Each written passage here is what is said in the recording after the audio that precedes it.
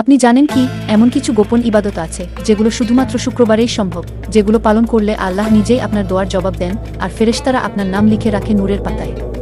আমরা সবাই জানি শুক্রবার হলো মুসলমানদের সাপ্তাহিক ঈদ। আজকের ভিডিওতে জানব শুক্রবারের এমন 5টি গোপন ইবাদত, যেগুলো জানলে আপনার জুম্মা বদলে যাবে চিরতরে। চলুন জেনে নিই একে একে সেই রহস্যগুলো। প্রথম ইবাদত, সূরা আল কাহফ তিলাওয়াত। প্রিয় নবীজি বলেছেন, আর আপনি অবশ্যই মুমিন, যার কারণে এই ভিডিওটি প্লে করেছেন।